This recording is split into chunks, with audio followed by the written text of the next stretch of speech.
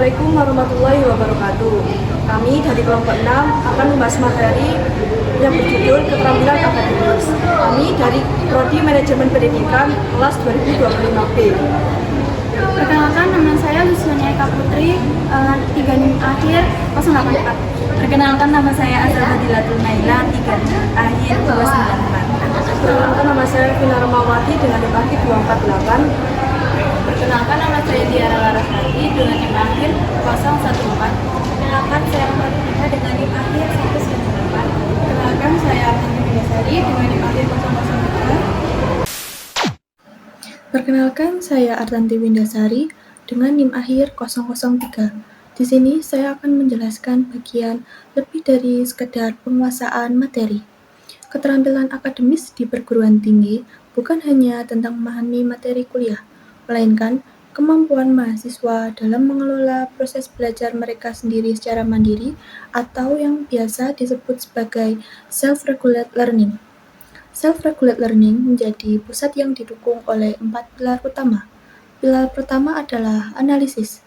Di sini, kita dituntut untuk berpikir kritis dalam mengevaluasi setiap informasi yang kita terima agar tidak ditelan mentah-mentah.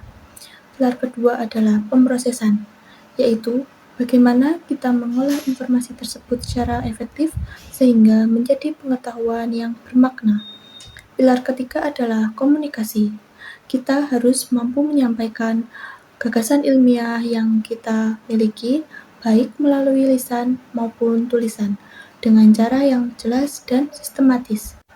Dan pilar terakhir adalah eksekusi, yang merupakan kemampuan untuk menyelesaikan tugas-tugas akademik seperti pembuatan makalah atau presentasi dengan kualitas yang baik. Dengan menguasai keempat pilar di atas, mahasiswa dapat mencapai kemandirian belajar yang sesungguhnya. Baik, pada slide ini saya akan menjelaskan tentang input dan langkah selanjutnya atau rekomendasi. Slide ini menjelaskan bahwa membaca bukan hanya sekedar melihat teks, tetapi merupakan proses investigasi atau penyelidikan untuk memahami informasi secara mendalam. Model ini menggunakan kerangka berpikir kritis dari Paul dan Elder 2006. Berikut pembahasan tiap-tiap bagiannya. Yang pertama yaitu identifikasi, yang merupakan tahap awal dalam membaca ya. Tahapan awal membaca yaitu yang pertama, menemukan ide pokok atau inti pembahasan. Yang kedua, mengetahui tujuan penulis yang intinya teks ini sebenarnya mau membahas tentang apa atau apa aja yang disampaikan. Yang kedua yaitu analisis berisi tentang membedah isi teks secara lebih rinci, menguraikan atau menjabarkan pendapat utama, serta menemukan alasan yang mendukung dan mengidentifikasi bukti atau data. Intinya kenapa penulis ini bisa berpendapat seperti itu.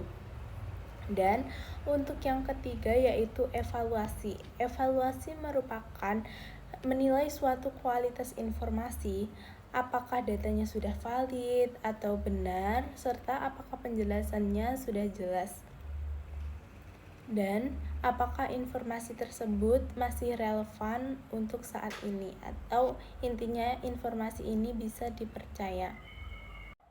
Dan yang keempat adalah inferensi. Inferensi sendiri adalah menarik kesimpulan dari teks, tidak hanya dari yang tertulis tetapi juga makna tersiratnya, menghubungkan informasi untuk mendapatkan pemahaman lebih mendalam. Intinya, apa makna sebenarnya di balik teks ini?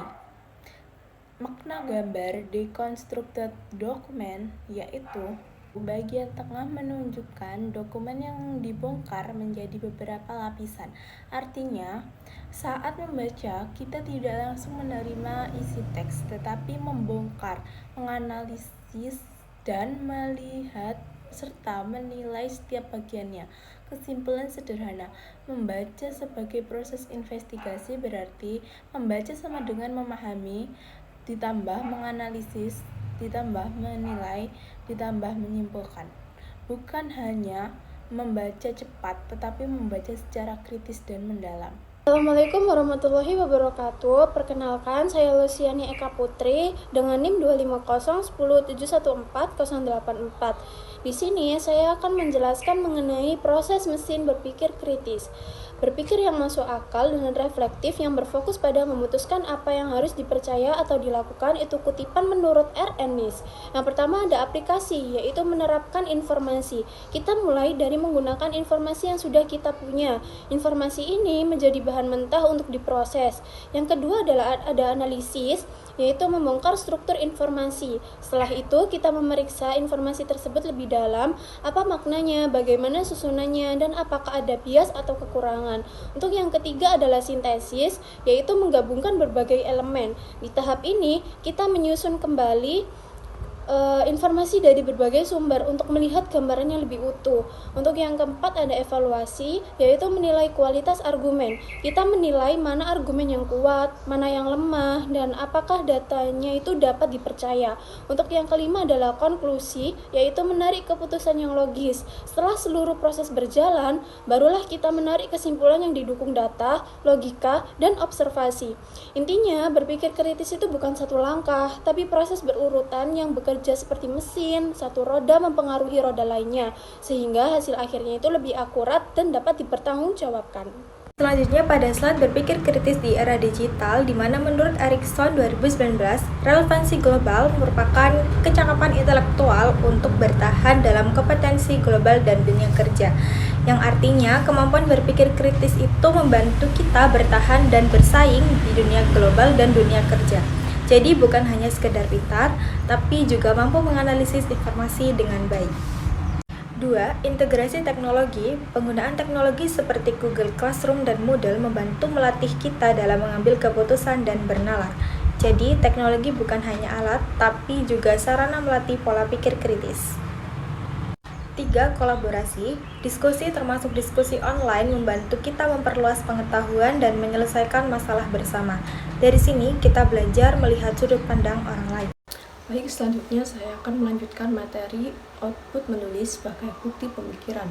Menulis itu sebenarnya adalah proses mengubah ide yang masih abstrak atau belum jelas menjadi sesuatu yang terstruktur dan bisa dipahami oleh orang lain. Jadi bukan sekedar menulis, tapi bagaimana kita menuangkan pemikiran secara sistematis. Yang pertama ada variasi format. Menulis itu tidak hanya dalam bentuk PTK saja, tetapi juga bisa berupa kajian pustaka, artikel akademik, dan juga studi kasus. Artinya, kita punya banyak pilihan cara untuk menyampaikan ide sesuai kebutuhan masing-masing. Yang kedua ada rumusan masalah. Langkah penting berikutnya yaitu merumuskan masalah. Ini tuh berarti kita harus bisa mengidentifikasi nyata yang terjadi dalam kegiatan belajar sehari-hari, sehingga tulisan kita tuh punya tujuan yang jelas sesuai data yang akurat. Yang ketiga ada metodologi. Di sini kita dapat memilih metodologi seperti kualitatif atau kuantitatif. Metode ini penting karena menentukan bagaimana kita mengumpulkan dan menganalisis data secara valid. Yang terakhir ada dampak. Menulis itu memiliki dampak yang besar, tidak hanya untuk administrasi, tapi juga sebagai sarana memperbaiki metode pengajaran dan meningkatkan kualitas pembelajaran. Di slide ini saya akan menjelaskan tentang menjaga kredibilitas dan hindari kesalahan teknis, yaitu suatu tulisan atau laporan ilmiah dapat dipengaruhi oleh kesalahan teknis sederhana. Oleh karena itu, kita perlu memperhatikan beberapa hal berikut, yaitu yang pertama, kesalahan huruf. Penggunaan huruf kapital yang tidak tepat serta tidak membedakan penggunaan huruf miring untuk kata asing.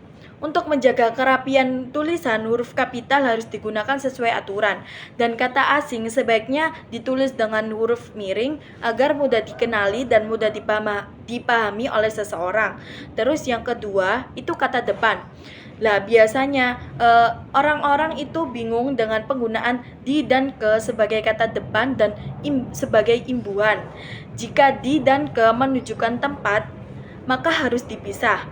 Misalnya seperti di sekolah, di rumah, di lapangan, itu di dan ke itu harus dipisah.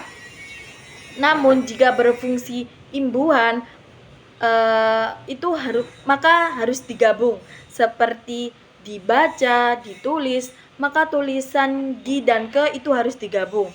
Terus yang ketiga yaitu tanda baca. Sering kita temukan dalam penggunaan tanda baca seperti tidak memberi koma, tidak memberi titik, terus serta penggunaan tanda petik yang tidak tepat.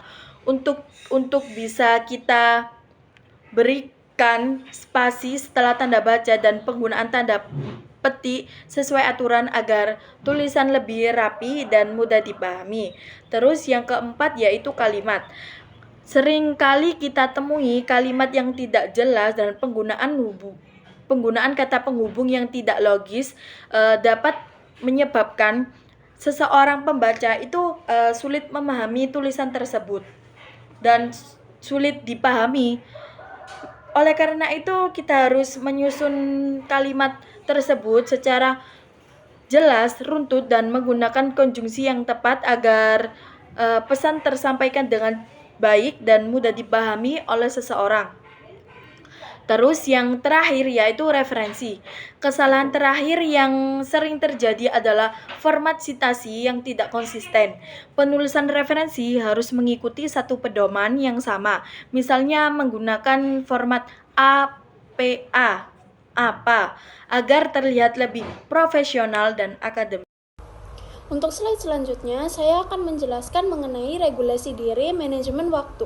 Berdasarkan analisis tantangan dan dampak manajemen waktu akademik, tantangan utamanya yaitu distraksi digital seperti media sosial, game online, itu menurunkan fokus dan disiplin menurut Marpaung dan Lumbantu 2025. Jadi, tantangan utama distraksi digital seperti media sosial dan game online itu menjadi faktor terbesar yang mengganggu fokus mahasiswa. Penelitian ini itu menunjukkan bahwa distraksi ini itu menurunkan disiplin dan kemampuan mengatur waktu. Untuk dampak positifnya sendiri yaitu korelasi langsung antara manajemen waktu yang baik dengan penurunan stres dan peningkatan IPK. Nah, untuk kunci suksesnya yaitu prioritas perencanaan untuk menyeimbangkan akademik dan kehidupan pribadi. Jadi, kuncinya adalah membuat prioritas dan perencanaan agar aktivitas akademik dan kehidupan pribadi itu tetap seimbang. Nah, untuk die chart-nya, grafik lingkaran menunjukkan gambaran waktu sehari mahasiswa. Area hijau itu waktu fokus akademik dan area merah itu waktu yang habis untuk distraksi digital.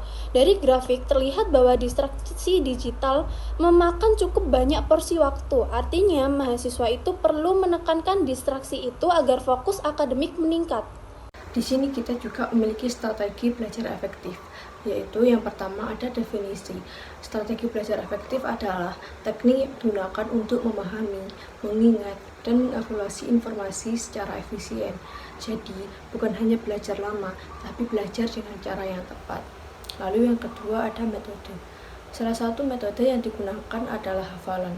Namun yang penting itu bukan hanya hafalannya saja, tapi bagaimana kita dapat mengelola konsentrasi dan juga kualitas belajar agar hasilnya lebih maksimal. Lalu yang terakhir ada tujuan. Tujuan dari strategi belajar ini adalah sebagai alat untuk mencapai target belajar secara sistematis dan juga terarah.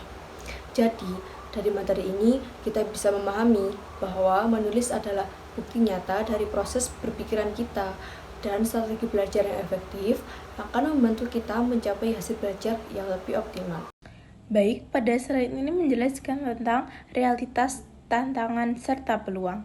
Yang pertama yaitu tantangan atau obstacles. Tantangan adalah hambatan yang sering muncul dalam proses belajar atau bekerja, antara lain seperti keterbatasan waktu dan beban administratif. Banyaknya tugas dan tanggung jawab membuat seseorang kesulitan membagi waktu secara efektif. Kurang konsistensi, sulit menjaga rutinitas, terutama dalam kegiatan seperti menulis atau belajar secara teratur. Jadi, tantangan berkaitan dengan faktor internal seperti disiplin dan motivasi, dan faktor eksternal seperti beban kerja serta waktu. Dan untuk yang kedua yaitu peluang atau opportunities.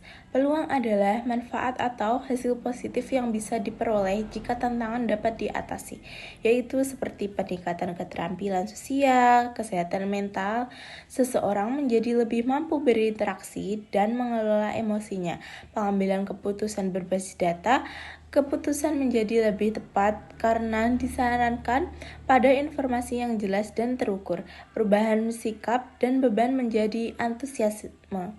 Dengan didukungnya lingkungan, seseorang bisa lebih semangat dalam menjalankan tugas. Peluang menunjukkan perkembangan diri dan peningkatan kualitas kerja atau belajar. Materi ini menjelaskan bahwa dalam suatu proses selalu ada tantangan, tetapi jika dapat diatasi akan menghasilkan peluang yang membawa perkembangan positif bagi diri kita. Baik, di slide ini saya juga menjelaskan tentang rekomendasi. Untuk mengatasi tantangan tersebut, ada beberapa rekomendasi yang dapat dilakukan oleh 3 pihak, yaitu yang pertama mahasiswa, terus yang kedua itu pendidik, terus yang ketiga itu institusi. Mahasiswa diharapkan menerapkan disiplin digital dan refleksi diri seperti mengatur waktu belajar dan mengevaluasi perkembangan diri dari sebelumnya. Terus yang kedua yaitu melatih kemampuan berpikir kritis melalui diskusi, baik diskusi kelas maupun kelompok belajar. Terus yang kedua itu pendidik. Peran pendidik bagi mahasiswa itu sangat penting untuk melakukan pendampingan berkelanjutan agar mahasiswa mendapatkan arahan yang jelas dan membentuk kelompok belajar menulis untuk meningkatkan kemampuan akademik mahasiswa secara bersama-sama. Terus yang terakhir yaitu institusi. Institusi juga memiliki peran penting yaitu memberikan insentif bagi peneliti aktif agar mendorong produktivitas akademik, mengintegrasikan critical thinking dalam kurikulum sehingga mahasiswa terbiasa berpikir kritis sejak awal. Terakhir, kesimpulan dari pembahasan tadi dapat disimpulkan beberapa hal penting.